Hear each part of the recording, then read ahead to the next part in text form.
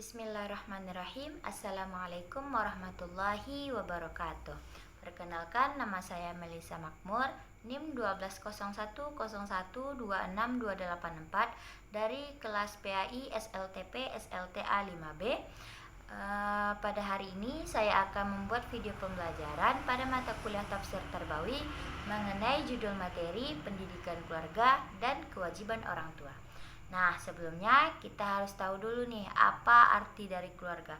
Keluarga adalah orang yang memiliki hak atas sesuatu, yang mana keluarga ini terdiri dari adanya ayah, ibu, kakak, adik yang bersaudara. Nah, mereka inilah yang disebut dengan keluarga, karena dari kakak dan adik adalah orang yang senasab dengan kita, dan lalu ayah dan ibu adalah orang yang mana ayah dan ibu ini adalah orang tua. Maka keempat-empat ini adalah yang disebut dalam golongan keluarga. Nah, mengenai pendidikan keluarga ini sangat penting, yang paling utama untuk seorang anak. Kenapa? Karena anak itu dilahirkan dari sebuah keluarga, dilahirkan dari seorang ibu, dia ada juga karena ayah. Jadi pendidikan keluarga ini sangat fundamental. Fundamental di sini maksudnya apa? Karena pendidikan keluarga ini yang paling utama, pondasi utama anak itu untuk menentukan bagaimana sikapnya, bagaimana alur hidupnya, apakah nanti hidupnya teratur, bagaimana pendidikan dia ke depan. Nah, itu berawal dari adanya pendidikan keluarga. Maka pendidikan keluarga ini adalah prioritas paling utama untuk seorang anak di dalam keluarga tersebut. Nah, sebagaimana pada Quran surah Luqman, melihat pada kisah Luqman yang bernasihat atau berwasiat kepada anaknya, yaitu Quran surah Luqman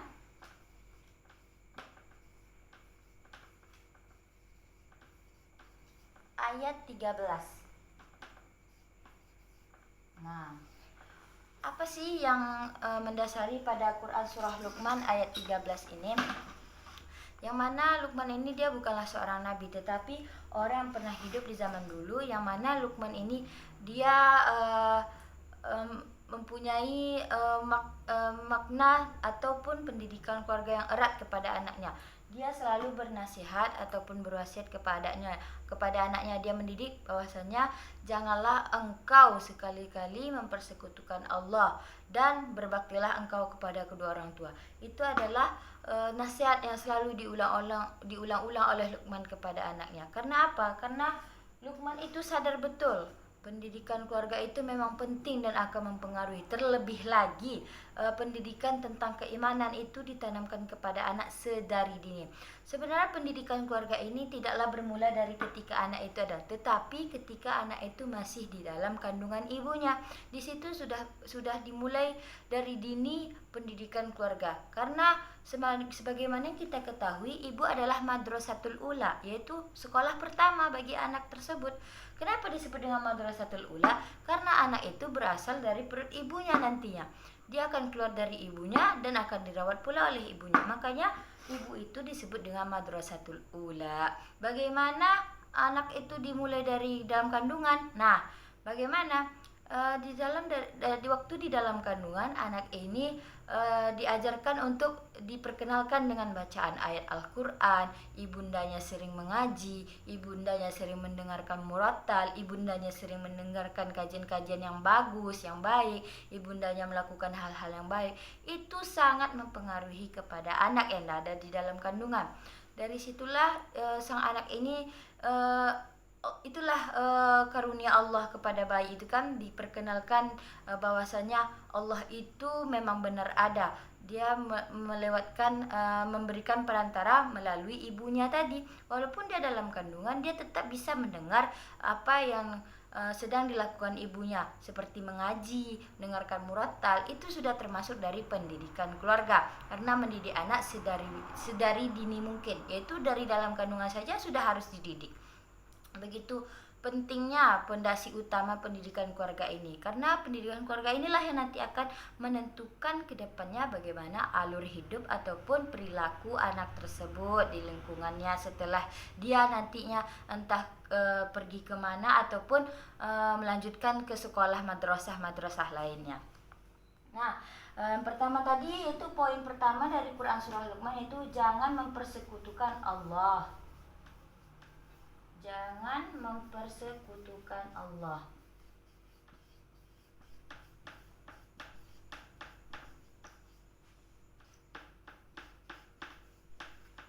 Nah, ini adalah poin pertama. Poin keduanya apa dari nasihat Luqman, yaitu pendidikan Luqman, dia mengajarkan jangan durhaka kepada kedua orang tua.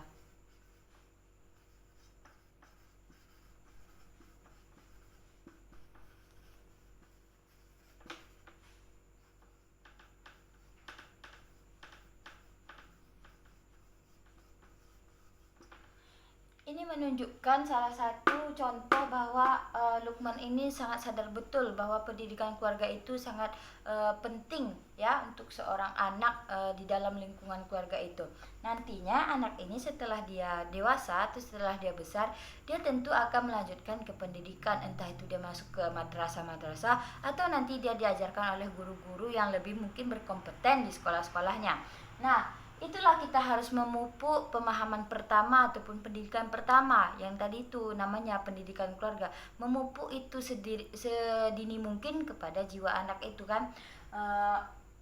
Contohnya si Luqman ini, dahulu kala lagi belum ada media atau apa-apa, dia hanya lewat menasihati pendidikan, dia itu hanya lewat perantara menasihati, mewasiatkan kepada anaknya. Tentu anaknya itu mendengarkan apa nasihat dari Luqman, karena Luqman ini adalah orang tua dari si anak. Nah, anak ini tentunya nanti dia akan bergaul dengan teman-temannya, dan juga dia akan juga melanjutkan ke pendidikan berikutnya. Pendidikan keluarga ini tentu tak lepas dari yang namanya kewajiban orang tua. Orang tua ini mengapa bisa melakukan pendidikan keluarga tersebut? Karena kewajiban orang tua ini bisa melakukan pendidikan keluarga itu karena secara naluriah atau alamiah orang tua itu akan merasa terpanggil dengan sendirinya, merasa terpanggil untuk wajib dia membimbing anak ini, menumbuh kembangkannya dengan baik, memberikan dia pemahaman, terlebih lagi tentang ilmu agama, tentang mengenal Allah, tentang mengenal penciptanya, tentang mengenal kepada siapa dia harus beriman, kepada apa dia harus mempercayai. Lalu anak ini nantinya akan dipupuk lagi di sekolah-sekolahnya. Tentu itu adalah pemahaman pertama yang harus diterapkan kepada jiwa anak itu, yaitu tentang pendidikan keluarga tadi. Tak lepas dari dua poin ini, jangan mempersekutukan Allah dan jangan durhaka kepada kedua orang tua. Nah, kewajiban orang tua itulah yang secara naluriah dia merasa terpanggil untuk bisa membimbing anak-anaknya, karena dia tahu kewajiban orang tua itulah, siapa lagi kalau bukan kita yang mengajarkan anak kita. Tak mungkin dia langsung dari umur 1-2 tahun dia langsung diajarkan oleh orang lain.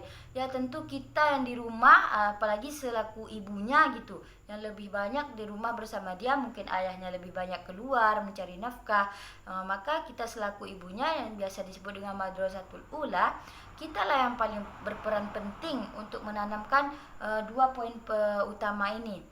Nah, itulah mengapa disebut dengan pentingnya pendidikan keluarga itu dimulai dari sedini mungkin, yaitu dimulai dari dalam kandungan.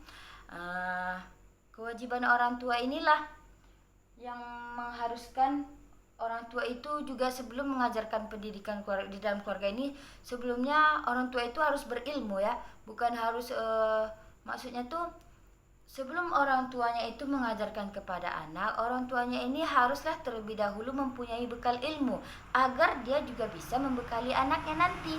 Kalau ilmunya juga kosong, bagaimana dia akan membekali anaknya? Maka dari itu, sebelum para bapak ataupun sebelum para suami, hendaknya dia mencari pendidikan yang paling utama, itu mempersiapkan pendidikan, yaitu mencari istri ataupun calon ibu yang juga memiliki pemahaman ataupun pendidikan, terutama pemahaman tentang agama. Itulah yang paling penting, sebagaimana Nabi menyuruhnya mencari calon istri yang pertama karena hartanya, Yang kedua karena pertama karena cantiknya, kedua karena hartanya, ketiga karena nasabnya, yang keempat karena agamanya. Tapi Nabi lebih menganjurkan dipilihlah wanita itu karena agamanya. Karena apa? Ya tadi itu alasannya, karena perempuan itu nanti dia akan banyak bersama dengan anak-anaknya di rumah, karena wanita itulah yang akan menjadi madrasatul ula untuk anak-anaknya. Maka anak-anak inilah yang nanti akan banyak bersama ibunya, diajarkan oleh ibunya.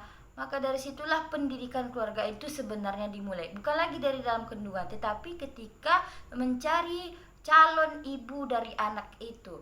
Nah, itulah mengapa pentingnya calon suami itu menseleksi dulu benar-benar apakah perempuan ini layak untuk saya teruskan menjadi istri, apakah dia bisa nanti membimbing anak-anak saya. Dari situlah termulainya atau bermulainya pendidikan keluarga itu. Barulah di sana nanti keduanya sadar akan pentingnya kewajiban orang tua ini berperan, ya, bukan walaupun hanya ibu yang banyak berperan di rumah, tetapi ayah juga penting untuk menerapkan ilmu-ilmu ataupun kaidah-kaidah yang lain kepada ke anak itu, membekalinya juga dengan ilmu-ilmu, saling support antara ibu dengan ayah untuk membekali anak-anaknya. Walaupun ayah lewat mungkin ayah membantunya pendidikan ini untuk memasukkan sekolah-sekolah yang lebih bagus, madrasah ataupun pesantren yang lebih bagus, yang dimana di sana ada guru ataupun kita disebut dengan orang tua juga, ya, karena guru itu kan sama halnya dengan orang tua, sebagaimana orang tua kita di rumah. Mereka juga membimbing kita di madrasah itu. Nah, sama halnya nanti ayah ini mencarikan madrasah yang lebih baik, yang mana di dalamnya juga terdapat guru-guru yang berkompeten mengajarkan anak-anak kita untuk meneruskan pendidikan keluarga tadi. Nah, anak-anak inilah yang akan meneruskan, mengembangkan kembali ilmu yang telah ditanamkan tadi. Dia mengembangkan lebih luas, yang mana dari tadi yang menguncup dari pendidikan keluarga akan tersebar lagi, akan membesar lagi apa yang didapatnya nanti dari sekolah. Itulah pentingnya atau fundamentalnya pendidikan keluarga, terlebih lagi dari seorang ibu, yaitu madrasatul ulanya anak-anak, dan kesadaran secara penuh, secara sadar yang dilakukan, usaha secara sadar yang dilakukan oleh orang tua ini, bahwasannya dia mengerti atau sadar bahwasannya orang tua ini juga memiliki kewajiban ataupun peranan penting untuk melaksanakan pendidikan keluarga tadi. Baiklah, sekian yang dapat saya sampaikan. Apabila saya ada kesalahan, saya mohon maaf pada video pembelajaran ini. Saya tutup dengan doa kafaratul majelis. Subhanakallahumma wa bihamdika asyhadu an la ilaha illa anta astaghfiruka wa atubu ilaik. Wassalamualaikum warahmatullahi wabarakatuh. Terima kasih.